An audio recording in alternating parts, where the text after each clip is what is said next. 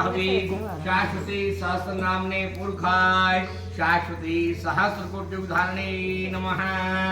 बोले श्री विष्णु भगवान की जय। सारे ऋषि मुनि सूतनंदन से कहना आरंभ करते हैं कि विद्वान पुरुष कार्तिक मास में शुक्ल पक्ष में अष्टमी को गोपाष्टमी कहकर पुकारते हैं। कृपया स्थिति की विधि बताइए। पुराण समुद्र रखने वाली एक कथा है, आप सब लोग सुने। हजारों गायों के दान का फल तो केवल उस कथा के सुनने मास मिल जाता है। कार्तिक मास में शुक्ल पक्ष में अष्टमी तिथि को कृष्ण महाराज गौओं के रक्षक हुए थे।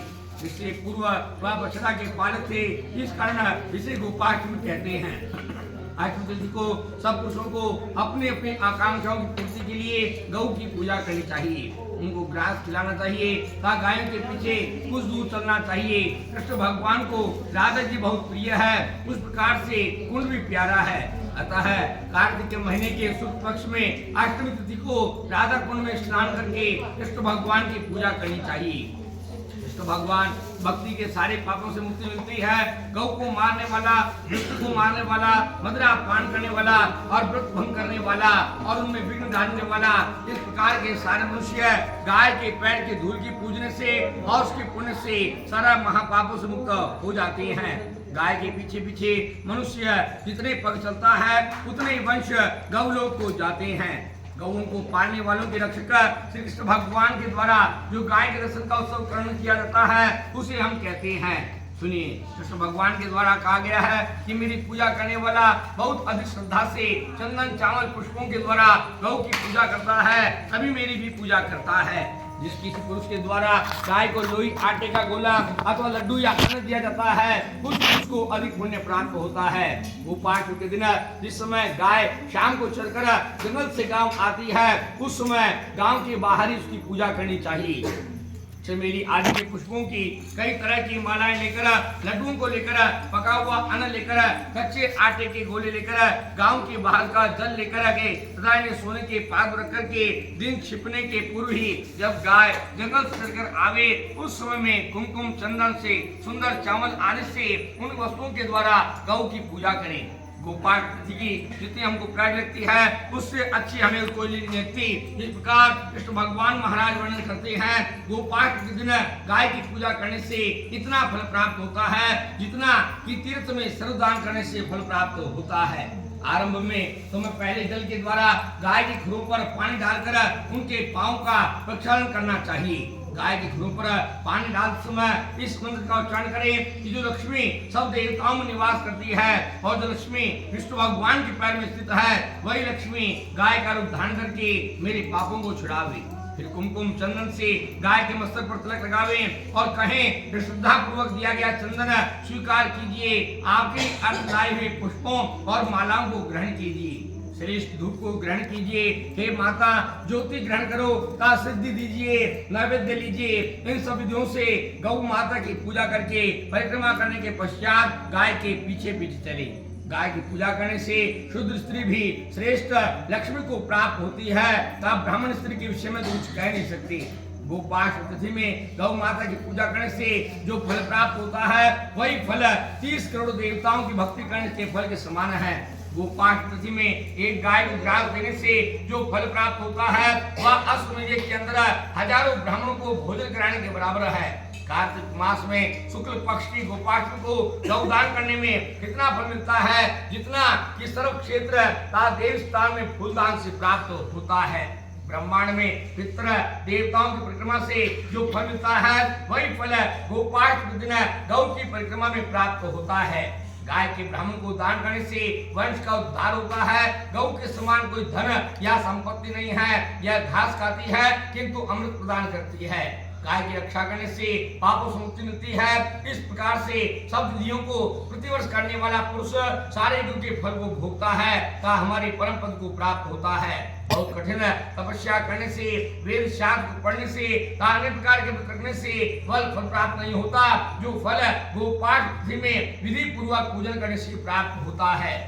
इन सब विधियों को करने वाला व्यक्ति चंद्रमा और भानु के समान बहुत प्रकार के ऐश्वर्य को भोगता हुआ अपने उत्तम कुल की स्थापना करके हमारे लोक को आता है। या तो इन सब कहे हुए को पूर्ण करना चाहिए, नहीं तो जब तक कि 14 इंद्र राज्य करते हैं तब तक नरक में वास प्राप्त होता है। जो कोई पुरुष गौ माता को गोपाष्ट दिन नहीं पूजता वह बुरे जन्म को प्राप्त होता है, रोगी, अंधा, बधिर, कुबड़ा, कोढ़ी होता है।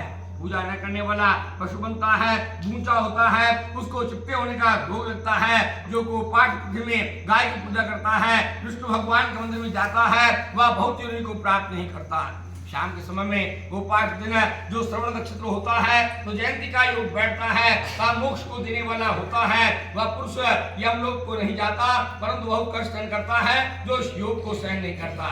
जो पुरुष जयंती योग को नहीं करता उसे ब्राह्मण के वध करने का, शराब पीने का, गौ हत्या का, स्त्री की हत्या करने का पाप लगता है।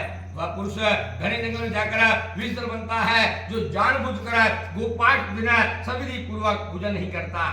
गौ माता की जो पूजा पुरुष तिथि में नहीं करता उन पुरुषों को तीनों लोगों का पाप लगता है। वह पुरुष ब्रह्म राक्षस के परम पद को जाता है। जो कार्तिक मास में शुक्ल पक्ष में गोपाष्ट दिन पूजा नहीं करता मनुष्य के 101 वर्ष शत काल तक भविष्य काल के सभी नरक में जाते हैं यदि गोपाष्ट पूजा न की जाए। श्रवण नक्षत्र गोपाष्ट जब होता है उस समय गाय की पूजा करने से पुण्य प्राप्त होता है। चाहे स्त्री अथवा पुरुष जो सदैव स्थिति में विधि पूर्वक क्रिया करता है वे यथार्थ काल का फल पाता है। स्वर्ग के अंदर बहुत से ऐश्वर्य भोगकर फिर धर्म पूर्वक संसार में किसी श्रेष्ठ राजा की यहाँ उत्पन्न होता है। गोपाष्ट में गौ माता की पूजा करने वाला नरक को त्याग कर विष्णु भगवान के लोक को जाता है। गोपाष्ट में जिस राज्य में भी गौ की पूजा होती है उस प्रदेश में किसी विदेशी राजा के आक्रमण का भय नहीं होता। इंद्र देवता बड़ी वर्षा करते हैं, किसी प्रकार का उपद्रव और कलह कहीं पर नहीं होता। मृत्यु काल में कृष्ण भगवान को स्मरण होता है और गोपाष्ट करने वाले के सारे कार्य पूर्ण होते हैं। जब भी सायंकाल में श्रवण नक्षत्र हो वही तिथि अष्टमी को ग्रहण करनी चाहिए। गाय की पूजा जयंती योग में यदि की जाए सारे पाप से मुक्ति प्राप्त होती है। अति महिमा कहने से क्या, इससे और बढ़कर कोई यज्ञ और तपस्या नहीं है। गोपाष्ट दिन गाय की पूजा करने से स्वर्ग को जाते हैं। तो भगवान कहते हैं गोपाष्ट दिन में पूजा करने जो फल प्राप्त होता है उसके समान कोई दान तीर्थ नहीं है।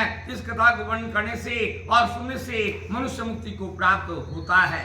सूर्य जी कहते हैं ये तुमने हमसे पूछा था हमने सुना दिया और क्या पूछना चाहते हो।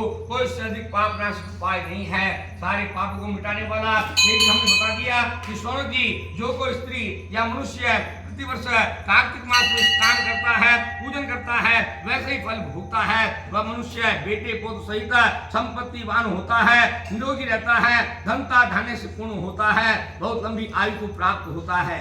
जो पुरुष गोपाष्ट करते हैं उनकी चांकुल समय पर वर्षा होती है और पुरुष को अधिक प्रसन्नता पहुंचाने वाले गोपाष्ट जो पूजा करते हैं वे पुत्रवान होकर विष्णु भगवान के परम पद को प्राप्त होते हैं। बोलिए विष्णु भगवान की जय। श्रीमन नारायण नारायण नारायण श्रीमन नारायण नारायण नारायण नारायण नारायण